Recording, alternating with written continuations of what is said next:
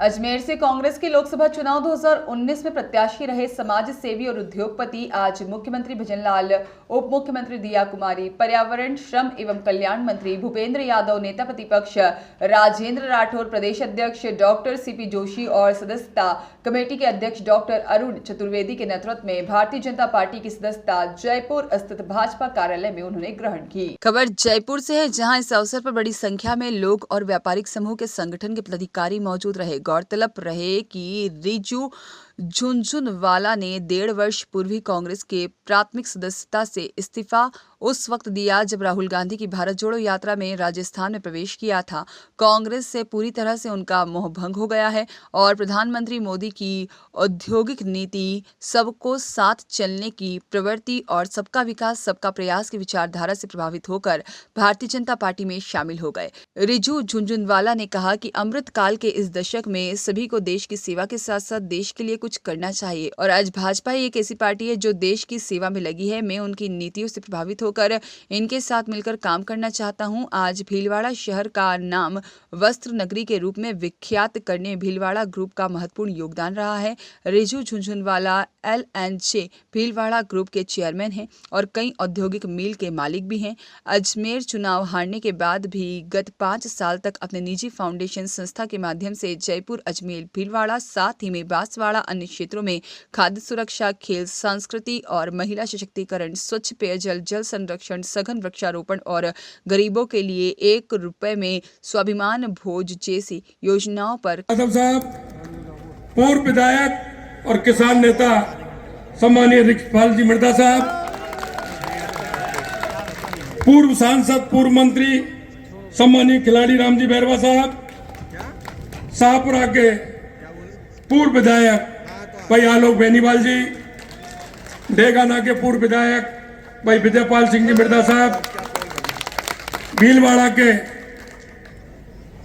कांग्रेस के नेता और भीलवाड़ा से लोकसभा के प्रत्याशी रहे ऐसे रामपाल शर्मा जी,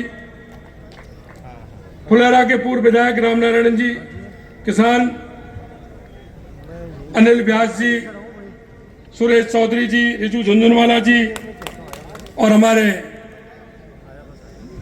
पूर्व विधायक और भिंडर से हमारे जनता पार्टी के भाई रणधीर सिंह जी भिंडर साहब, श्रीमती भिंडर जी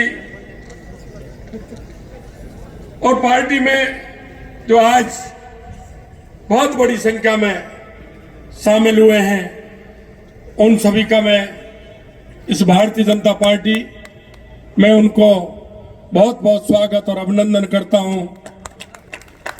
निश्चित रूप से आपसे आने से पार्टी को गति मिलेगी और जिस उद्देश्य से भारतीय जनता पार्टी काम करती है कि अंतिम छोर पर जो व्यक्ति खड़ा है, जिसको आवश्यकता है, उसके आवश्यकता की पूर्ति कैसे करते हैं, उसमें इनका बहुत बड़ा योगदान रहने वाला है। मैं ये आपसे कहना चाहता हूं। जी, मैंने कांग्रेस 2 साल पहले ही छोड़ दी थी क्योंकि मेरी पॉलिटिक्स में रुचि नहीं थी, लेकिन अब मैंने पॉलिटिक्स वापस ज्वाइन करी है भारतीय जनता पार्टी के थ्रू। प्रधानमंत्री जैसे कहते हैं कि अगले 50 साल भारत के लिए अमृत काल है, उस अमृत काल में अगर मेरे को अपना थोड़ी सी भी छाप छोड़नी है तो वो भारतीय जनता पार्टी के साथ ही हो सकती है, इसलिए मैंने भारतीय जनता पार्टी का दामन। क्या कारण समझते हैं जिनको कांग्रेस छोड़ रहे हैं, ये न सिर्फ राजस्थान में बल्कि अन्य प्रदेशों में, क्या कारण होते हैं, क्यों छोड़ रहे हैं, क्या वजह? उनकी वजह तो वही जाने, लेकिन मेरी वजह थी कि भाई मैं अपने सिर्फ बिजनेस में ध्यान देना चाहता था।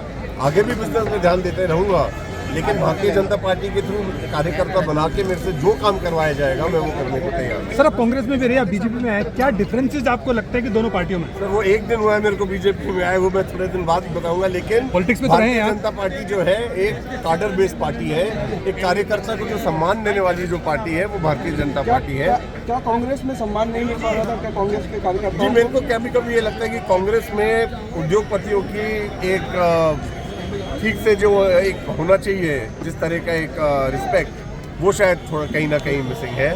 हर उद्योगपति खराब नहीं होता, ये कांग्रेस को ये बात समझनी पड़ेगी।